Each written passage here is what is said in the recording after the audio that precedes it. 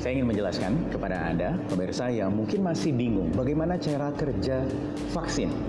Gini ya, saya analogikan bahwa vaksin itu bekerja seperti sebuah negara yang lengkap dengan sistem pertahanan negaranya.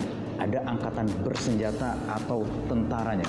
Ada tanknya, ada prajuritnya, dan artileri, sistem persenjataannya, rudalnya, kalau perlu ada nuklirnya.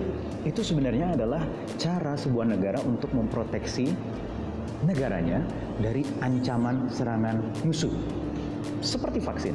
Jadi cara kerjanya adalah kita coba analogikan tentara yang prajuritnya berwarna hijau ini adalah virus. Dan yang prajuritnya berwarna biru ini adalah vaksin. Jadi ketika ada negara lain sebagai virus yang menyerang, mereka sudah siap dengan sistem pertahanannya sendiri. Tembak lagi, terjadi perperangan dengan kekuatan yang baik, maka si musuh ini tidak akan bisa menginvasi negaranya. Itu seperti cara kerja vaksin. Memang tidak menjamin 100% bahwa si vaksin ini, si negara vaksin ini akan menang. Tetapi meminimalisir risiko kekalahan. Sejarah vaksin pertama kali dimulai atau ditemukan pada tahun 1796 oleh Edward Jenner yang saat itu menemukan vaksin untuk cacar air pada manusia. Kemudian, hampir 100 tahun kemudian, atau pada tahun 1885, Louis Pasteur menemukan vaksin dengan menggunakan teknologi yang sudah semakin modern untuk antraks dan juga sejumlah penyakit lainnya yang disebabkan oleh virus. Kemudian, teknologi semakin mutakhir. Di tahun 1930-an ke atas, semakin mudah ditemukan vaksin untuk berbagai macam virus atau penyakit. Ada TBC, polio, dan lain sebagainya di Indonesia.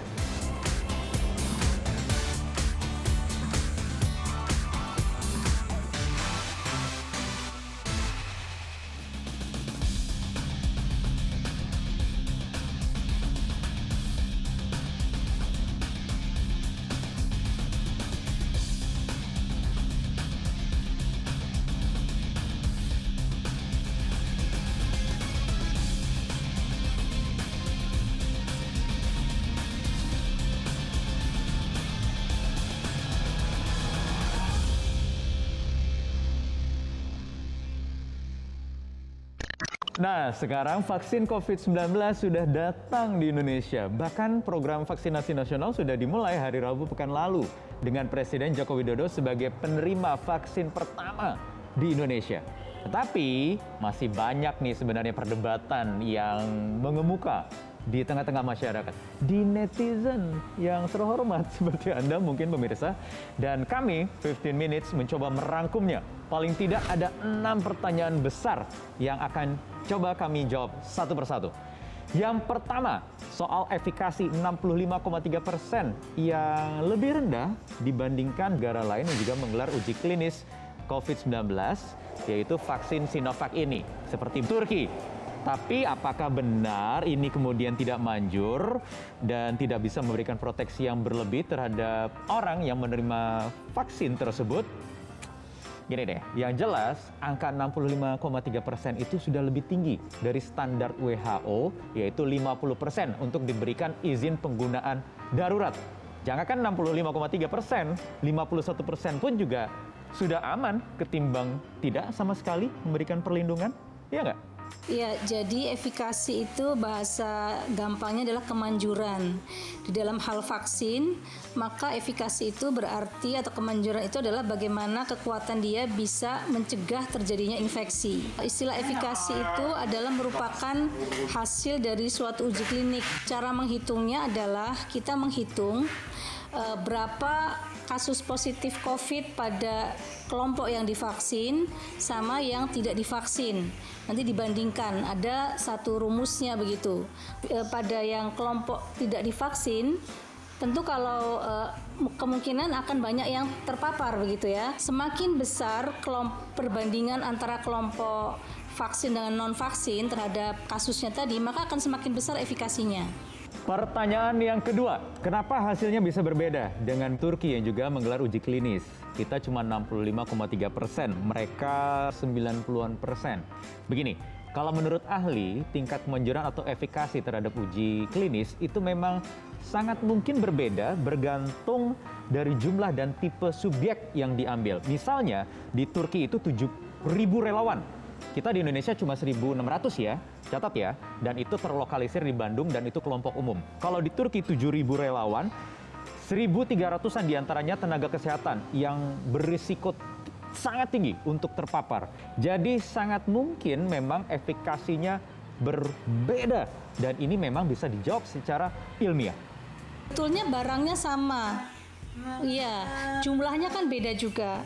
Di jumlah subjeknya kan beda. Ya, kemudian saya kurang tahu tentang lama pengamatan ya, karena di Turki sudah duluan, sementara kita akan lebih lambat ya, jadi kita mungkin baru 6 bulan pengamatan.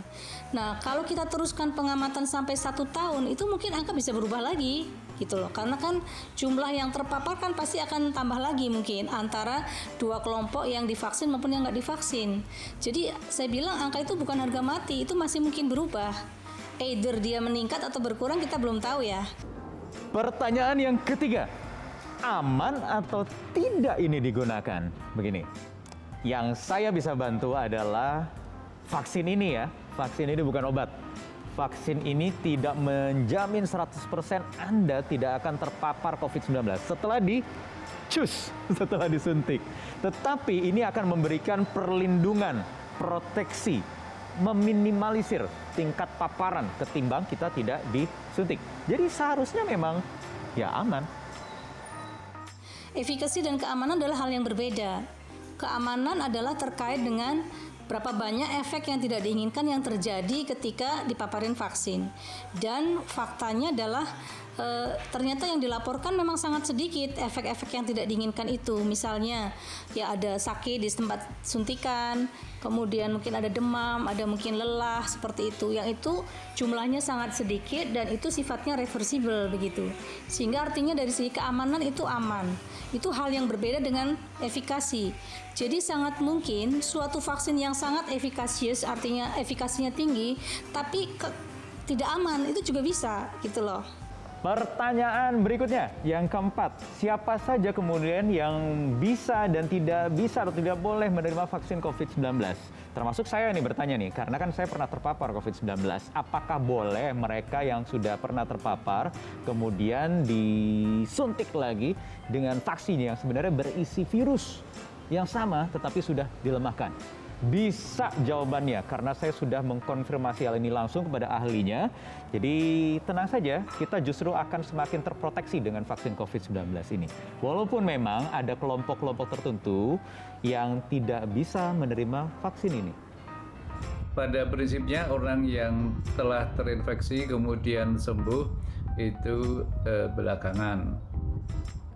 Namun kalau kita melihat di berbagai negara biasanya boleh menunda sampai 3 bulan, jadi masih tetap perlu mendapatkan vaksinasi karena menurut perkiraan para ahli antibodi yang ada di tubuh orang yang baru terinfeksi itu lama-lama akan habis dan karena itu diperlukan vaksin.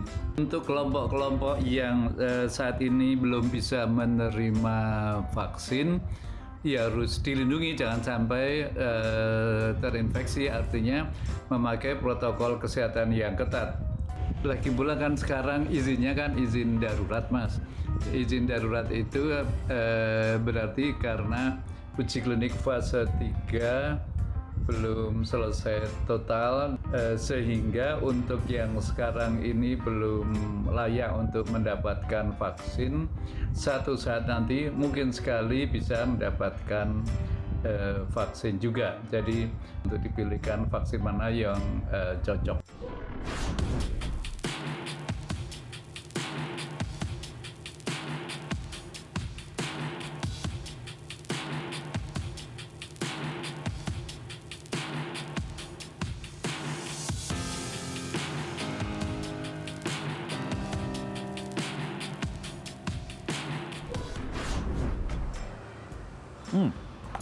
Minum dulu. Oke, pertanyaan berikutnya yang kelima adalah kenapa cuma Sinovac? Apakah cuma Sinovac saja yang diimpor oleh pemerintah Indonesia dan apa bedanya dengan vaksin-vaksin yang lain? Yang jelas, pemerintah kita sudah mengadakan proyek untuk bisa mendatangkan vaksin-vaksin lain. Tidak hanya Sinovac, ada Pfizer, ada AstraZeneca, ada Novavax. Dan apa bedanya? Kita lihat informasi berikut ini. Pemirsa, berikut adalah 3 di antara 7 vaksin COVID-19 yang digunakan di Indonesia. Yang pertama, vaksin COVID-19 produksi Sinovac. Vaksin ini adalah vaksin COVID pertama yang digunakan di Indonesia setelah Badan Pengawas Obat dan Makanan atau Badan POM resmi mengeluarkan izin penggunaan darurat atau EUA. Dibuat dengan platform atau metode virus yang telah dimatikan atau inactivated virus. Dengan cara ini, tubuh bisa belajar mengenali virus penyebab COVID-19 yaitu SARS-CoV-2 tanpa harus menghadapi risiko infeksi serius. Vaksin Sinovac disuntikan sebanyak 2 kali dengan rentang jarak penyuntikan selama 14 hari, sebesar 0,5 mili per dosis. Yang kedua, vaksin COVID-19 produksi Pfizer BioNTech, dikenal dengan nama resmi Comirnaty. Vaksin ini merupakan hasil kerjasama perusahaan farmasi Amerika Serikat dengan perusahaan bioteknologi Jerman. Dalam pembuatannya, vaksin Pfizer yang menggunakan teknologi messenger RNA yang akan mengajarkan sel di tubuh kita untuk membuat protein pemicu respon imun tubuh. Dalam penggunaannya, vaksin Pfizer BioNTech harus disuntikan sebanyak 2 kali dengan rentang jarak penyuntikan 28 hari sebesar 0,5 mili per dosis. Yang ketiga, vaksin COVID-19 produksi Novavax. Vaksin ini adalah vaksin COVID-19 produksi perusahaan bioteknologi asal Maryland, Amerika Serikat. Dibuat menggunakan platform atau metode protein subunit, yaitu spike protein khusus untuk meniru protein spike alami di dalam virus COVID-19. Cara kerjanya dengan memasukkan protein yang memicu respon antibodi. Protein tersebut dikombinasikan dengan bahan pembantu bernama adjuvant matrix M Novavax yang dapat meningkatkan respons imun dari antigen protein. Pertanyaan terakhir, ini kita semua sudah nggak sabar ya. Dengan adanya vaksin ini terus kemudian kapan pandemi ini selesai? Kapan herd immunity atau kekebalan komunitas ini bisa terbentuk? Sabar, ada prosesnya, semuanya membutuhkan waktu yang akan dijawab langsung oleh pakarnya. Agak sulit ini ya, karena kita memang menggunakan vaksin baru dan juga memang dipengaruhi juga oleh ya nanti kepatuhan masyarakat di dalam vaksinasi dan sebagainya.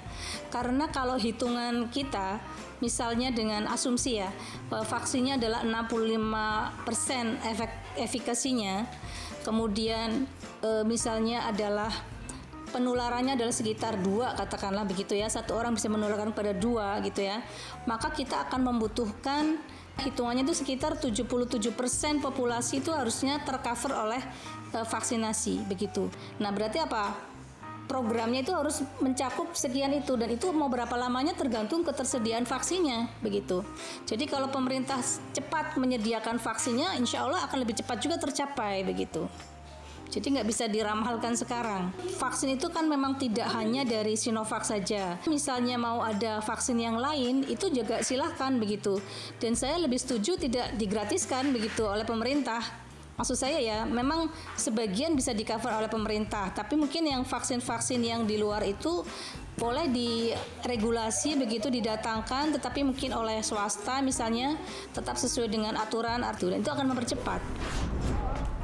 So, gimana? Sudah terjawab kan lewat jawaban-jawaban tadi? Mudah-mudahan terjawab. Tapi yang harus dipahami adalah vaksin ini bukan akhir dari segalanya. Vaksin memang diharapkan bisa menjadi game changer agar pandemi ini bisa diselesaikan secepat mungkin. Tetapi itu semua akan mubazir kalau kita semua, saya, Anda tidak mematuhi, tidak taat terhadap protokol kesehatan yang berlaku. Jadi kita juga harus menerapkan itu semua agar kita ikut menjadi game changer, agar bisa membawa bangsa ini dan dunia terbebas dari pandemi. Saya Wahyu Wibowo, kita berjumpa lagi di 15 Minutes pekan depan. Bye-bye. Metro TV.